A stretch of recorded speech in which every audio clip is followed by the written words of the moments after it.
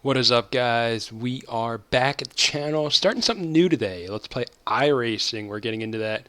So currently we are Class D on iRacing. Our goal is to get to Class C, and before 2 weeks before the Cup Series C-Class races, head to Talladega. That's a race I really want to do, 94 laps. So without further ado, let's take a look at this rookie race, starting with the qualifying here. Back at Charlotte. Charlotte, a great track for this series. These cars are a lot of fun to control, like just drive. Um, Controlling them in general, they're just a lot of fun. A lot of on throttle time at this track. High speed, high speeds, 140, 150. Just great racing all around. You really can just get close to guys. They're pretty forgiving cars. A lot of fun. Just sometimes you get caught up in the mess of rookie class. With a bunch of guys just being knuckleheads out there on the track. But it's still a lot of fun. There's a lot that I'm learning in this game. Used to be a big Forza guy. This game is definitely a huge step up from Forza. But doesn't even compare. I mean, the first seconds you're driving this game on a wheel, I used a Logitech G920. I mean, you just feel that thing shaking, bouncing up and down. It's a whole new beast within itself. Really have had a lot of fun learning this game. But here we are going into lap one of qualifying, hugging that bottom there, trying to run a really good lap. I don't think this first one was that good. I think we were like on the board like fourth or fifth at first. See right there in turn 3, we messed up on that entrance a little bit, got a little bit too high and not really snug to that bottom. It's really important in these cars to hug that white line. You want to be as close as possible. And even here, I'm kind of coming wide in the tri-oval here. Something you really don't want to do. But this next lap, I really hammered home a very quick lap.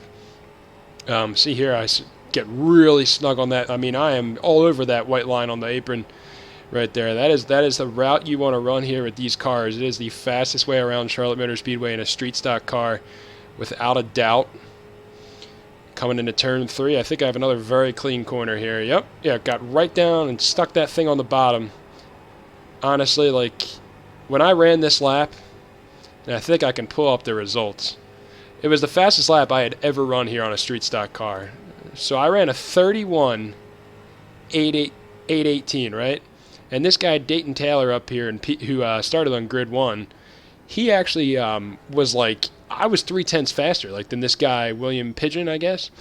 And this guy, Dayton Taylor, he must have not have run a second lap because he came out of nowhere and he must have shot out of a cannon, because I was like, man, he just cleared our lap, which I thought we ran a really, really, really good lap.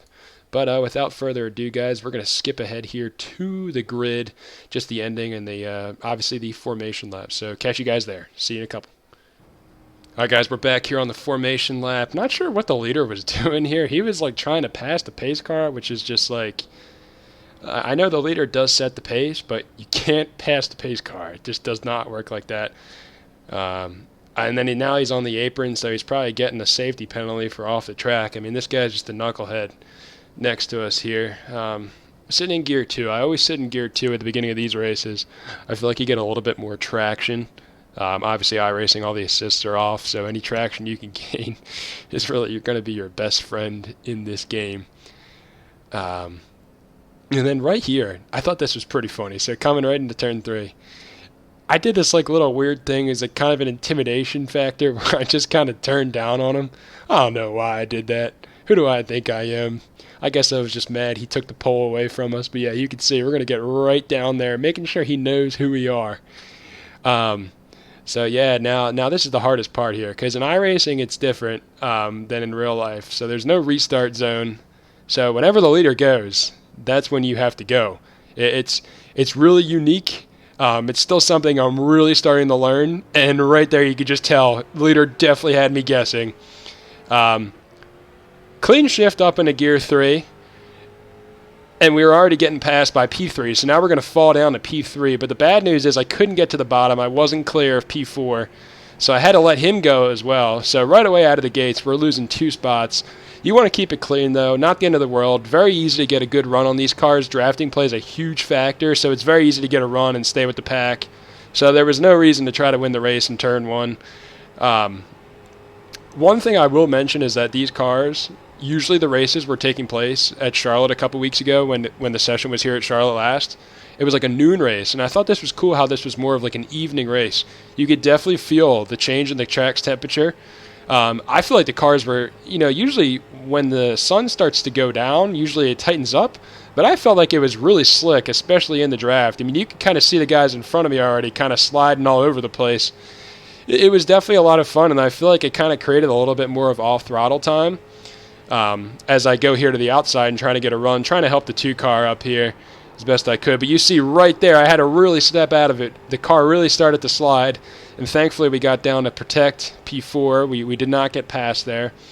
And this is really dangerous. I didn't try making a move here in the tri-oval. Every time I have in the past, it's never ended well because people never give you enough room to be clear. So I just never trust anybody online trying to do it. I trust myself. As you can see here, guy on our outside jockeying for P4 as we speak right now. High line on this is really tough to pass. Like you have to really give it a couple laps, and if you sit up there for a long time, the guy behind you will pass you on the bottom, or he'll wreck you when you try to clear him coming down. So it's really a risk here. And back in the tri-oval, this was really sketchy right here, because I saw that 3-car in front of me really on top of the bumper of the car in front of me, and look at him just turning up there, hitting the 2, and that's when I was like, I got to go. I got to pass this guy. I don't trust these people. They're going to wreck me if I don't get past them soon enough. And when we get ourselves up to P3 very safely here. I tried making a run to the outside, but knew it wasn't going to work. You got to get right back down to the apron here and turn 3. You got to protect the bottom with these street stock cars. It is all about that bottom. That's where all the grip is, and that's where all the speed is as well here at Charlotte. You can see the leader, and now the leader is not doing anything wrong. These cars, the aerodynamics, you really catch people quick. So the leader is not doing anything wrong by going slow there in the 5. That's just the reality of how these cars run since you're on the throttle a lot. And you can hear me checking up, honestly, just like not trying to run this guy over. And then the 3-car takes out the leader.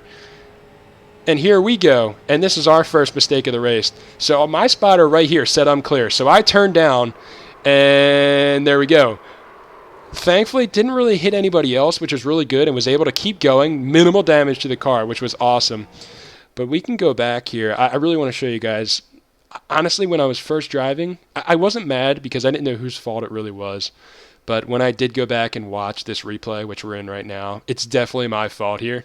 This was the first thing I did right when I saved the replay. If we go just to the TV broadcast view, we can see I really just wasn't clear right there. And the 3, and my thought process was, well, this is my chance to become the leader, and I gotta get past him now because he's gonna have the inside line. Honest to God, my spotter did stay clear. The iRacing spotter is really kind of shoddy in this game. I probably should have used the mirror more there. Definitely my fault right there, but thankfully didn't really ruin anybody else's race. That's the good news. I really did a good job of saving the car. But we can go back into the cockpit view here because we keep going.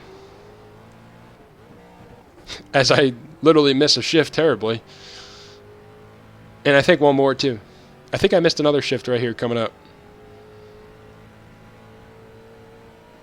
Yeah, you can hear that. All right. So we had a lot of work to do now. I think at this point we were in maybe 18th or something, something crazy.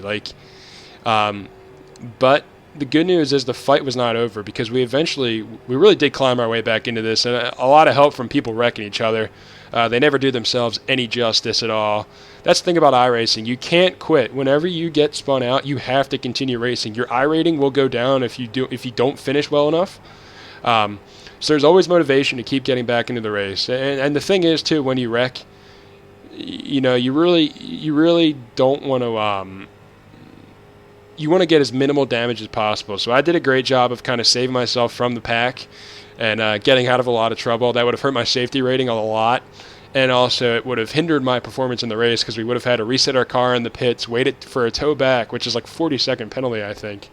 So we probably would have gone at least 3 or 4 laps down. Believe me, I've been there when I first couple races learning this game.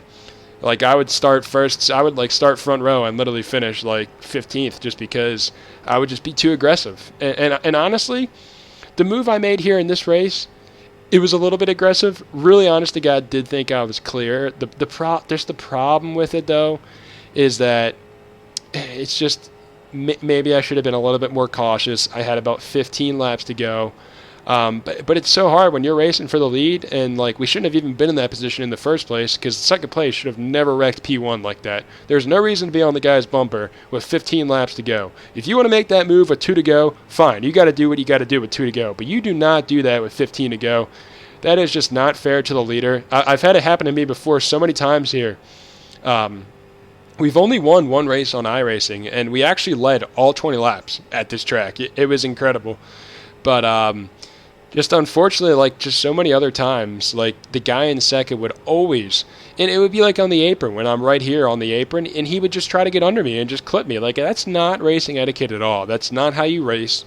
That's not oval racing. You watch any race in NASCAR, you don't see people doing that to each other. That's just not how you win. It's just wrong. And like especially in this when there's no caution flags, no way to reset the field for you at all. It's just really unfair, and like. And that's kind of the thing I think this game has taught me a lot is race etiquette, right? So in Forza, when you would play online, 3 5-lap races. You got to go and you got to go. If you got to bump somebody in Forza, you got to move, especially because there's no safety rating, there's no penalty to your car when you get damaged, etc. But in this game, it's really important to take care of your equipment. You don't want to win the race in the first corner, and you want to be there at the end. And you want to put yourself in a position where you can be. And even right now, after we got spun out, you know, inadvertently, it's both people making a racing move for the lead. We still have a chance here because we've kept our car clean. We're running clean laps, even though we're seconds behind. We're very behind the field. And the other thing, too, why we weren't catching people was because we were out of the draft. And you could see our first wreck right up here. You could see all the smoke. This was dicey because right here I'm thinking, what, are these guys turning up? Thankfully, they did give me room, which is very nice. A lot of times people just try to wreck you and ruin you.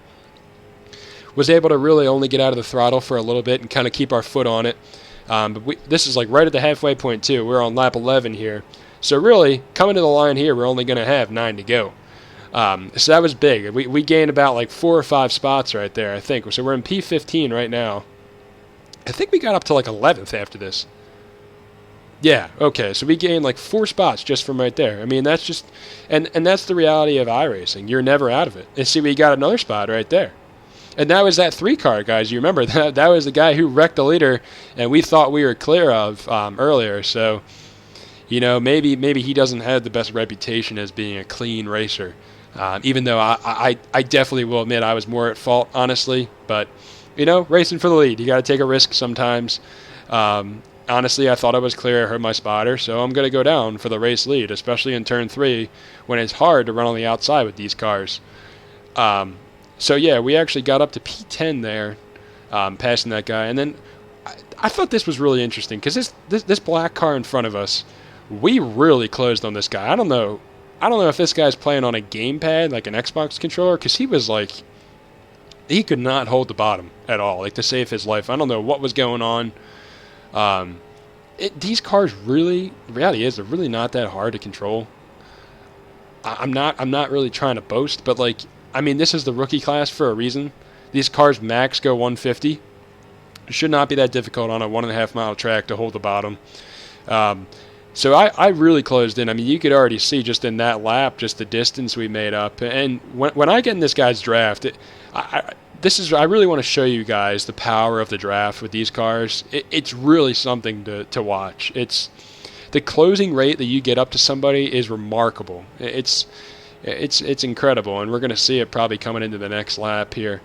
And you can see right there, he's wiggling. He's not on the apron the whole time. And we kind of got up a little bit, but I mean, he was like a full lane above where we were.